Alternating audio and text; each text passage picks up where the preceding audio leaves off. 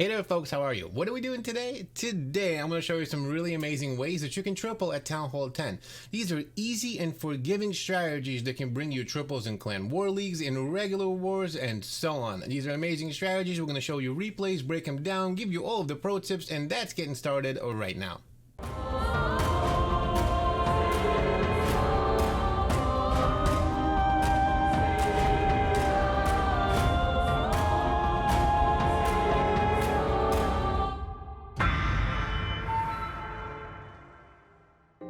Good morning, good afternoon, and good evening, ladies and gentlemen. My name is Captain Nemo. Welcome to another video. This is a Town Hall 10 strategy video. We're going to show you some really amazing replays. We're going to show you some war hits. There's going to be three different ways that you can triple at Town Hall 10. Break them down and give you all the replays. Before we get started, make sure to hit the like button and subscribe.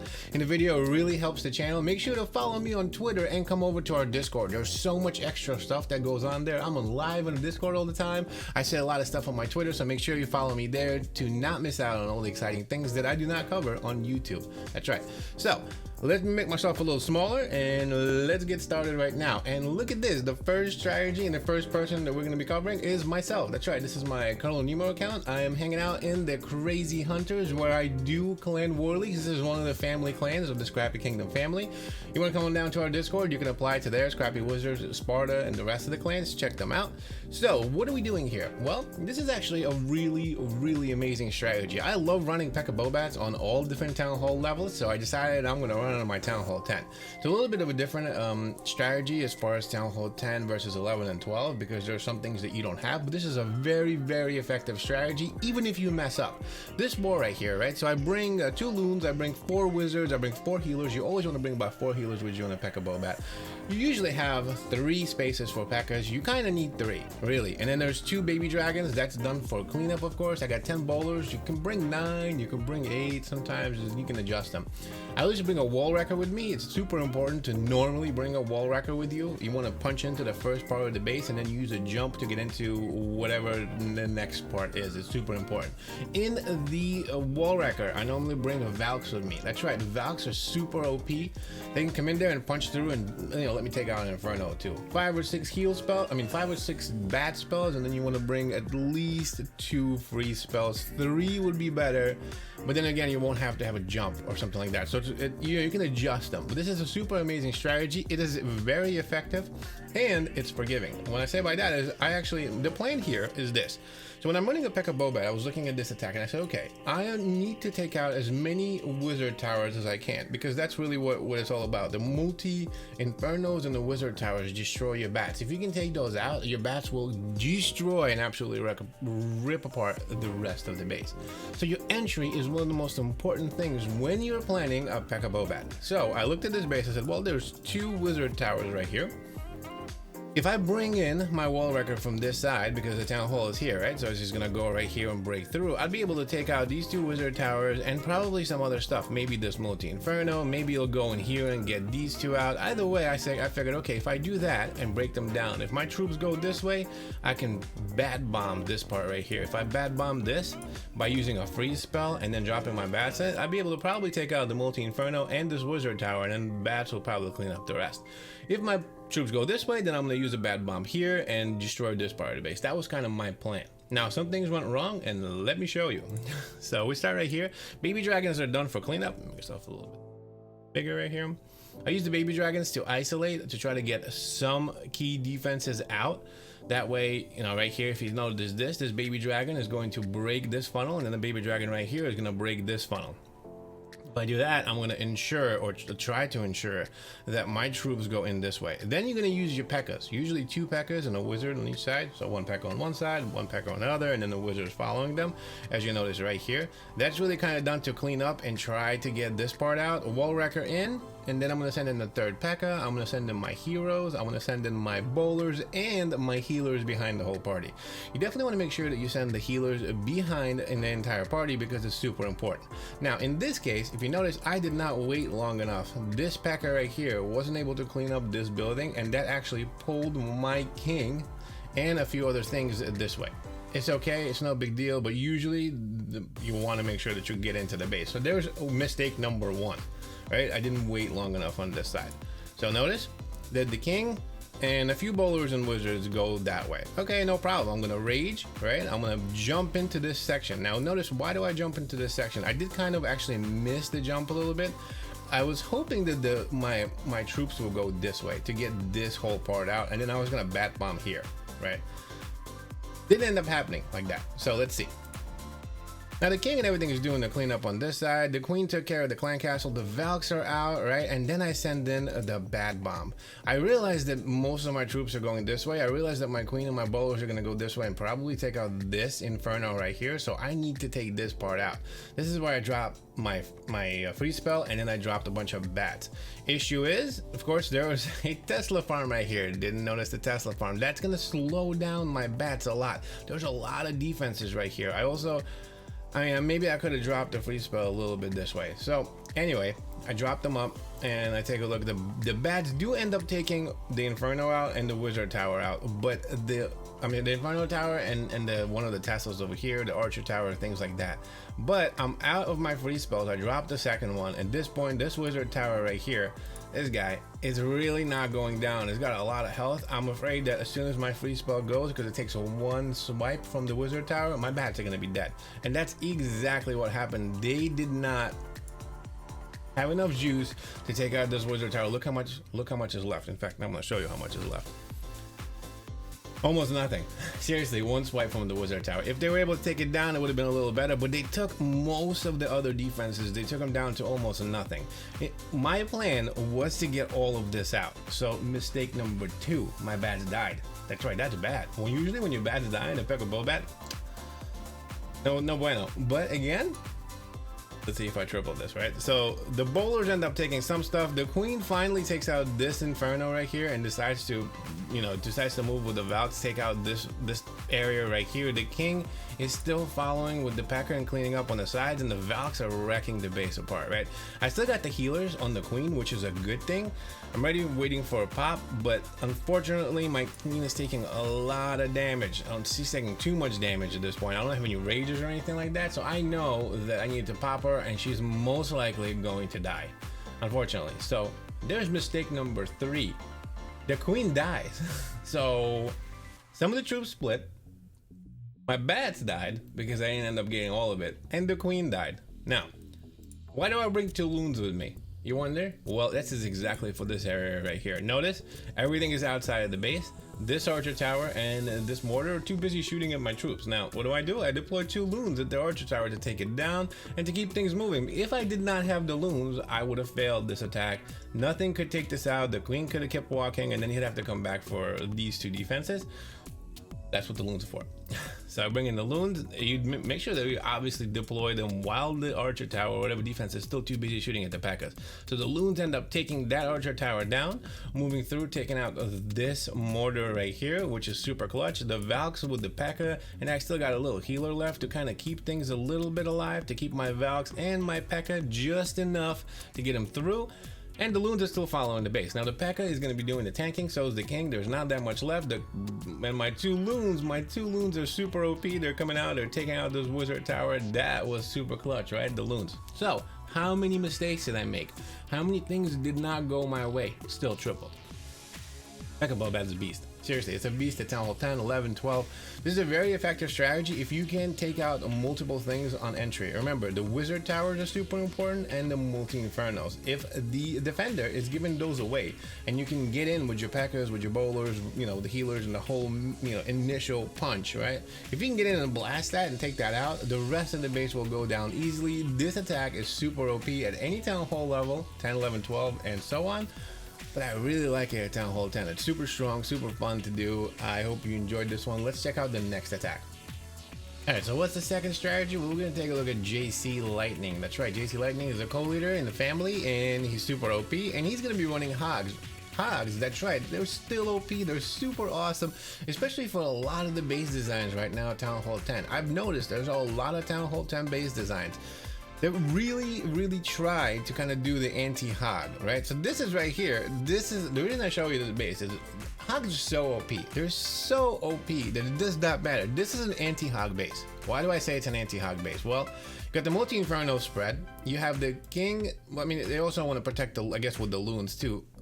Anti-hog or anti-loon, actually almost the same type of thing if you ask me, as far as base building goes. So you have a whole bunch of buildings right here, a lot of, like a staircase almost. This only reminds me of one of the bases that I actually built. In fact, is it my base? One of the bases that I've built? Or is this the Clash with Corey base? It looks very, very familiar. So, king and queen, they're hiding them, they're putting them in the middle. Clan castle, also in the middle, really tough to pull. Those are the things that you want to take care of when you're running a hog attack, right? You want to make sure you take out the queen, the king if possible, and definitely the clan castle, because the hogs will never make it. Well, JC's coming with the hogs. That's right. Let's take a look and see how to do this. Super, super awesome. Now he's gonna have 2 golems with him. He's gonna have a wall wrecker and 11 wizards. That is all for firepower for the basically for the initial push. That's kind of what you want to do. You want to send in the wall wrecker, you want to send in the 2 golems, you want to send in a bunch of wizards, and then the king and queen into the base. Whatever part of the base that you can get to, you want to make sure you obviously take out the clan castle, the king and the queen, and all of that. As JC is doing right here, the wall wrecker gets through, the king and the queen and everything else is following. He's taking out the clan castle. He is also taking out the king and the queen. I'm going to pause this for 1 second. Notice that he's also taking out a very, very key important part of the base. He took out 1 wizard tower and an inferno. Again, really good base identification and planning. You want to do that. When you're running this type of an attack, you want to take out as much stuff as you possibly can, and then of course create a runway for your hogs. That's kind of what he's doing. See, you can clear apart a certain part of the base and then send in your hogs from this direction or this direction. And once you do that, it's going to be really easy for you to path them, to build on your hogs, and to make sure that you actually know where they're going to go. If you know where they're going to go, it's much easier to predict basically their attack. And if you keep them nice and tight, you will be able to put your spells down and effectively cover all of the hogs and maximizing their efficiency. That's what you want to do in a hog attack. So he's taking out the multi-inferno. He's taking out all of that. I mean, he took a lot of the value for that entry, that middle kill squad. That's really OP. I love that. So the king and the queen are down. The clan castle is down, the inferno is down, everything else is down, and notice the hogs are going in. There's a nice runway. Where is the runway? Into the second inferno. You want to do that. This inferno is busy shooting at the queen kill squad, so the hogs are going to come in, provide a bunch of reinforcement, take out all of these things, and really help the middle kill squad stay alive as well. Now, notice heal spell right on 4 defenses. Look at that. He's covering the hogs, he's covering the king, he's covering the golem. This is really OP. Next important thing, I want to pause this for a second, is this wizard right here. He's already starting the cleanup. That's very important. You want to start the cleanup as soon as you drop your hogs, pretty much, so the hogs, after they do everything, don't have to come back. Otherwise, you might run out of time. So it's very important to send in your wizards as cleanup for the back end, for the garbage. So the king and queen is still going through. The hogs are moving. Notice he's got a second heal spell. He's going to cover all of the hogs still through all of the rest of the defenses, including these wizard towers. It's very important to heal your hogs near the wizard towers, as he's doing right here, making sure they're staying alive and sprinkling his wizards behind to start the cleanup while the hogs do the rest of the work. Golems are still tanking, so that's really good. He's still got a heal spell left. Now he's going to be using a poison, most likely on all these skellies right here. That's what you want to use the second poison on, because they're kind of busy shooting at the, cleaning out the hogs. As you notice, he's doing that right here. So the skeletons are done. The hogs are doing the reinforcements for the golem. Everything else is dead. The wizards are cleaning up. The king is still alive. This attack is super OP. Easily destroyed by just running a really nice kill squad with the wall wrecker, the golems, and the wizards with the heroes. And you send in the hogs. Look at this. JC is a beast. This attack's super awesome. You can absolutely destroy so many Town Hall 10 bases with this attack, because most of them, the way they're designed nowadays, really, honestly, most of them can't really stand this attack. It's a very, very awesome way to triple bases. Definitely put that in your arsenal. OP attack. JC does a really nice job. I hope you enjoyed it. Let's look at the next one. And what's the last attack I'm going to show you? How can I not show you loons, right? So this is a lava loon, a variation of it, with a clone and an electro dragon in the blimp, and he's going to be using the clone for that as well, right? So this is kind of like an electro loon. And what do you do when you're running a successful lava loon attack? Again, the same thing as hogs. You want to take out the queen and you want to take out the clan castle. Anything else is extra icing on the cake, like maybe you can take out some air defenses or an inferno or wizard tower, things like that. Really do help the lava loon attack. But again, you want to do that, and you want to basically create a runway for your lava loon the same way, so you can sprinkle, you surgically deploy your loons on defenses as they come around clockwise or anti-clockwise, and then use your your haste and your rage spells more effectively that way, and so on. Lava hounds in the front, loons in the back, and this is what we're gonna do here. As far as the heroes, normally you want to send them out as a suicide option. Maybe take out, you know, maybe take out some sort of a air defense, something like that. Or maybe you could just provide enough funnel for the loons to go in, kind of like a runway. So what does Sim do over here? Let's see. He's gonna be running his king and the queen in the front. Why is he doing that? Well, I bet you he's trying to pull the clan castle and see if he can get into the enemy queen. Now in this case, again, just like my attack, there's gonna be a few things that are gonna go wrong here. And some of those things are, right, the queen unfortunately doesn't reach the enemy queen. Maybe she's a little too far, maybe starting it on the wrong side, but a few wizards and everything, notice what are they doing? They're creating a nice little runway. Right, the queen ends up dying, does not get to the enemy queen right here. It doesn't matter though, because he's running an electron, right? The electro dragons destroy heroes, so that's one of these other options. He's going to send the blimp straight up right into this area because he wants to make sure that he cleans this out, so that way he can have a nice, provide a clean runway for his hogs into the rest of the air defenses to go around and do a clockwise La Lune. So let's see, blimp's going in. Right, going into right into that single inferno. He's gonna freeze it, he's gonna rage it, he's going to clone it to make sure that all of the loons and the electro dragon take out everything else. He's gonna send a poison spell, take out the queen, take out the clan castle and everything else. Now at this point the loons are dead, but that electro dragon is doing work. So he's gonna target a few key defenses to make sure that he gets his lava loon started, because he's going clockwise into the straight up lava loon attack. So we got the hound in the front, we got the loons behind. He's building up on the rest of the defenses. The hounds are front, they're doing all of the tanking. That's super important because you want to make sure that your loons live through those multi-infernos, not the multi-infernos, through the air defenses and those wizard towers and all of the expos and everything. That's what he's doing. The electro drag finally end up dying. The loons kind of provide a whole bunch of damage while the hounds are popping and, you know, giving you lava hounds in front and all of that. That's really the best way to go. Minions are doing the cleanup in the back. There's too many loons left in this case for anything to even matter. He's going to sprinkle them around the base onto the defenses that are busy shooting at the main army, and then everything collapses and destroys all of the defenses. And once that's done, the loons are going to start doing the cleanup. It is very important that you send in a bunch of minions with you, and that's what he's doing right here. Notice there's a bunch of minions all around the base doing the cleanup. That's very, very important. Otherwise your loons are too slow, and if you ask them to come back and clean up defenses, you're gonna run out of time.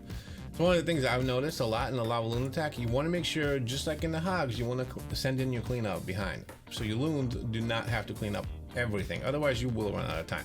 This is a fantastic attack. He systematically deployed his loons onto defenses. He destroyed things that he needed to. A little bit of a mishap in my opinion in the beginning, maybe not, maybe he actually planned to do that, but this attack is super OP and it's actually forgiving as long as you can take out the king, the queen, and the clan castle. You really can't take out the rest of the base. It's super awesome. This was an anti-air base and he still ripped it apart. Fantastic work. I love this attack.